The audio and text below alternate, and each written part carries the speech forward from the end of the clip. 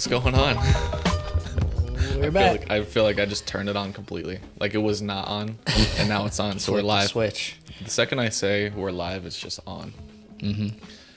But we're here because previewing the season. I almost said review because it felt like it was over. It felt like it was over for a second for me, personally. Why? Just if Tati leaves, I feel like, what's the point? Dude, Palmeiras, is that how we're gonna say it? Paul. Yep. Palmeiras. They really want That Tati, name. dude. They have submitted They submitted a first offer and then they got the no, and they went back in 2 more times, bumping it up, and now I guess they're somewhere around like 4 mil for Tati. I'd take it. You know what's crazy is I found out Thiago's a winger this whole time. Yeah. Which, like, in H9 coming back, he's flying back to New York. I don't think he's gonna be playing for a little while though, right? I don't either. But I think I hope not. I think Tati, while I love him, and he's obviously follows us on Twitter and stuff like that, like it's really cool. Yeah. It'd be sad to see him go. At the end of the day, like I think we have pieces in place. Yeah. I think Maxi false 9 could work for a while. Well, just to say, like, 4 million for Tati is really good business for us. The only thing that sucks is the timing of us having, like... Yeah, like he started so much of the preseason. Like, why now? Yeah. And also, like, knowing that there's a potential for a deal, like, why give him so much time? Yep. And having, like, genuinely nobody to replace him that can kick the ball right now, that we know for sure can maybe score. Like, we just literally can't get rid of him, and maybe that's what we're doing. But, I mean, maybe in a perfect world, we just have to hope that between now and the summer transfer window that Tati somehow scores, like, 10 goals, drives his price up to, like, 8 mil, and we sign a DP striker. That would be, like, my dream. Or we plan on using Thiago as a striker. And we're that, too. I mean, there's, who was it? Wasn't it Santiago whatever? Rodriguez. Yeah. He commented on Acevedo's post. Yeah. So, like, there's little things like that happening where it's like, okay, things might pick up. I just hope it's not picking up in the way of, like, people leaving. That would be, especially Tati. Please, Tati, don't go. He just has to Tati, stay. Please. We're not going to be able to Tati, do please. anything. It's the same energy. We're not going to be able to do anything without him. Nah, I feel like we scored the same amount of goals. No shot. Because I We know definitely score less. Because look, if we lose Tati, then we turn from like a top 3 into a false 9 with Maxi. Yeah, that's true. Immediately, that's what our team becomes. Yeah. Which... Not necessarily. I mean, like I said, you could plug Thiago in until H9 gets back. I mean, But then we're doing the thing of last season again, where we're replacing H9 again. Yep, at the top with somebody who's largely unproven. So yeah, it's. I hope we're not in that situation, and obviously, you would hope that we don't get rid of Tati so that we don't force H9 back and have him get injured again. Yeah, like that's obviously not. I hope we can give H9 as much time as humanly possible. Right. Because at the end of the day, I want him to come back and score goals. Yeah. Goals. Which I want he him can to do. be like a top scorer and not have played half the season. Yeah, which he did do the first season that he came. Yeah. So. Or we just go spend all of our money on like a Martinez and steal him or something like that. Yeah. Like do something cool. Well, that's the thing. So part of like the interviews that everyone's been having with Ronnie and stuff has been him talking about how. Well, first off, I think that you hit the nail on the head with one of the last episodes where we were talking about what we think Ronnie's brain envisions this whole job for him. All of the left backs? No, not that. Okay. No. Okay. What he has been, or at least saying in like interviews and stuff to me, is that he's like down to be here for a couple more years, like 3 or 4 more years, because he's talking about how part of having a winning team is your culture. He's talking about how culture doesn't just come from one season or from one preseason. It takes years of work. So to me, it seems like he's ready for this years of work to build this winning culture. Right. But at the same time, it could be like him telling the fans, like, hey, if they get rid of me, like, I didn't get to do what I wanted to do. My plan was years, and I had months He's or putting a year. excuses in line already. He kind of does have that, man. Like he's done that before, of the excuses. I don't know, dude. I'm doing the thing where I'm so excited for the season. I'm just buying into all the bull that I'm being fed by Ronnie. Like, this is a new team, and Sean coming in. Like, I'm the captain I called now. that too. This team is amazing. Like, I know the Cooligans were messing around and saying that they basically predicted Alfredo coming, but I mean, I called Sean Johnson captaincy. I mean, what else? Medina, I'm making Medina a thing, regardless of what the comments are saying. I'm making Medina a thing. Hey, bro, you don't have to call Alex out like that. I'm calling him out. On the main stage. I say comments, it was one comment. There was, it's not like a row. It was one comment. He knows who he is. No personal feelings at all, but yeah, we're making Medina a thing. I mean, regardless of what me and Alex feel about Medina, it's in our best interest. Did you just join sides with him? I mean, I've always been on his side, right?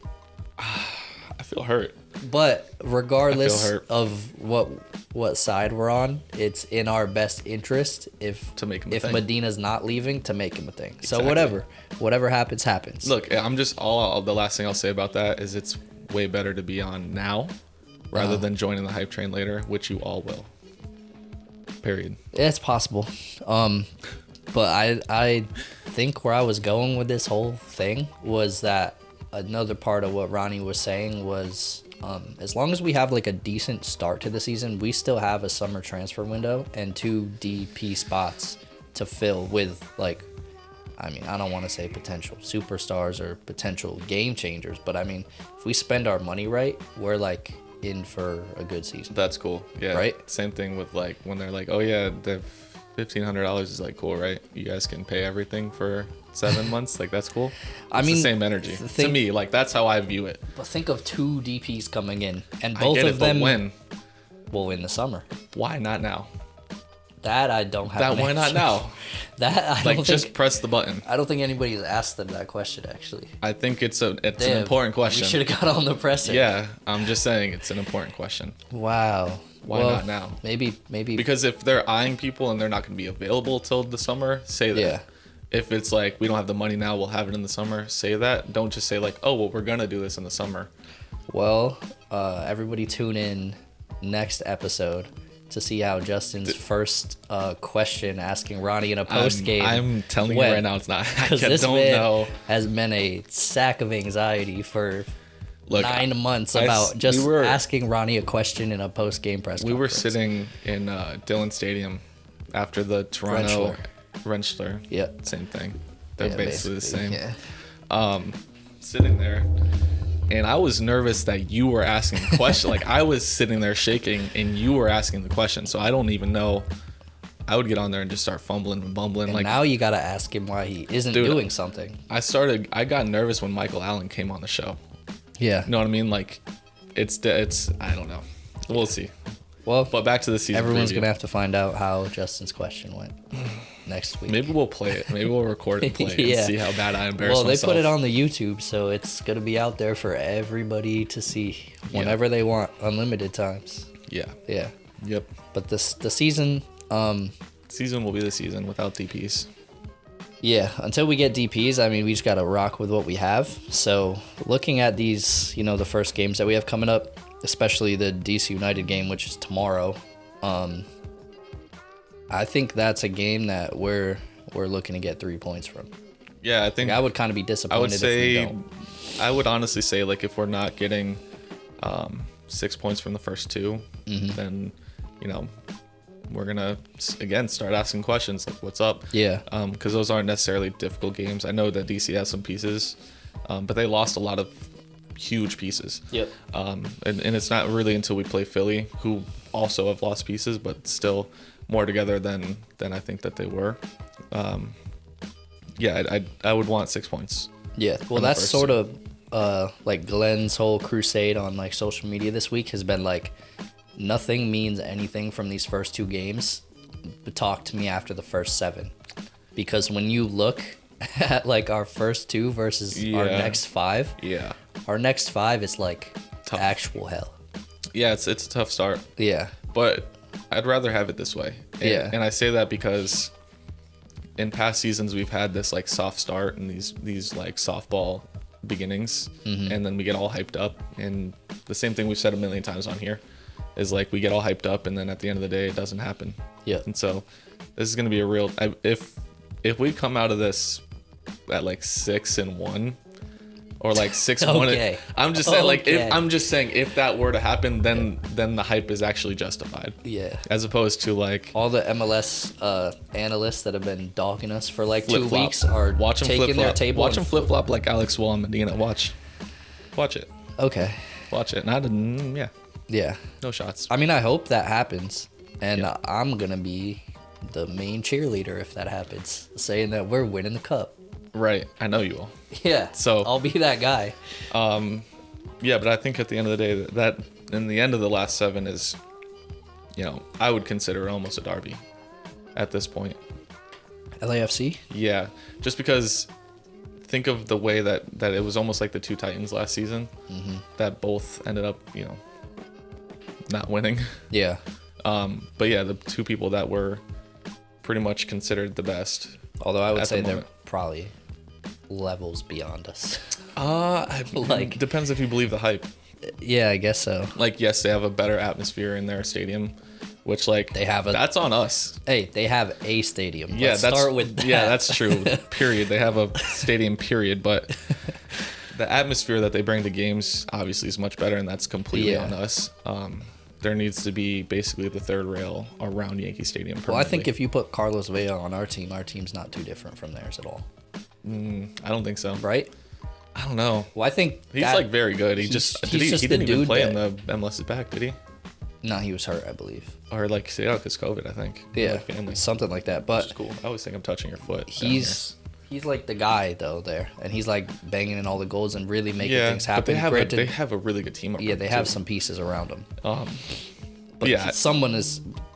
Consider if you put Vea on our team, we have a really good team except for our striker. Yeah, we just don't have a star. Exactly, which is what we're searching for.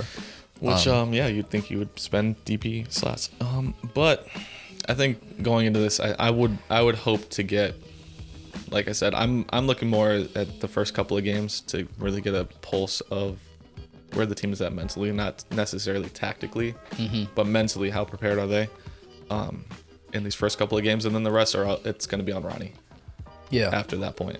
Yeah, I mean, for these first 7 to be what they are, and probably even as we get a little bit past that to like 8 and 9, it's going to be a pretty good representation of what our team is. Like within the first 2 months of the season, we're going to kind of know, like if we're real or not. Also, I'm just excited to see the lineups. Once those lineups drop, that's when the season starts for me personally, because I want to see where Ronnie's at mentally and how he's going to set this team up. Because really, like opening day, that's pretty much the team. Like that's his vision for the whole season. Yep. Right there. So I'm excited to see it. Yeah. That's tomorrow. That is tomorrow. Yeah. Yeah. That makes me nervous more so. I am nervous a little bit. Way. Game. There's no way that I'll be happy for a while if we drop points in the the worst part? Opener. What's that? Is that that's tomorrow, and I work until next Friday. So I'm going to have to carry that every day if we lose. I do the same thing, except for Sunday. And then we get to go to the stadium, though. So yeah, it is true. what it is. That's true. But there's not much to say in a preview because you don't know exactly what lineups we're gonna get, and we just got to see these kids go out and play some ball. That's true. And we didn't want to repeat the same thing we did last. Yeah, and then year. Analyze what you saw. Because right now there's not much to go off of because none of it. Yeah, we already did the preseason review. Yeah, so I think one thing to look forward to if anybody's not aware is over the first 3 games, that's how teams qualify for the Open Cup. So it's just like best points per game and then like GD if anybody's tied. But I think based on our schedule. Yeah. Like you said, if we leave the first 2 with 6 points, and then even if we could steal a point from Philly, we could probably easily become one of the top 16 that get into that Open Cup. Yeah. So I mean, playing in all different tournaments for like all different types of hardware is always good because we got to win something. Yeah. It's good to stay busy, and it seems like we finally have the depth to potentially play in different competitions. So. I almost quoted Kodak. Yeah. And give some of the youths some chances in games that aren't quite as important as the regular season to maybe get on the field. Yeah. So yeah. I'm excited. I don't know why all of a sudden my posture got better. I think I'm just actually excited again. Yeah. More excited than I was at the beginning of this. Yeah. Talking through it. So, I think this season I'm just looking forward to seeing like what the non-starters do. You know what I'm saying? The rotation guys. Like I want to know. I want to see what Thiago's about. Well, these are the new signings too, right? Starter, like what Morales is about, because Morales probably isn't starting. And even like a Munson, who knows what situation we'll ever see. Who knows what left back we're gonna start every game? Yeah. Could be a new one every game. So it's just, I don't know. This is the most exciting time of the year, really. Yeah, I'm excited. So I mean, the best thing to do right now is to follow us on Twitter. We do live tweet the games. Yep. And we will interact with everyone. So that's the best thing to do. Just follow us on Post 90 Pod on Twitter and everything else. Yeah. And so I think that about sums it up. There's not not much there. We'll see you guys after this game. We'll record a reaction. Hopefully smiling. If not, I mean, it's the first game. We won't be crying, but yeah, it won't be great. Anyways, Post 90 on all platforms. Yep. We'll see you guys next week. See ya.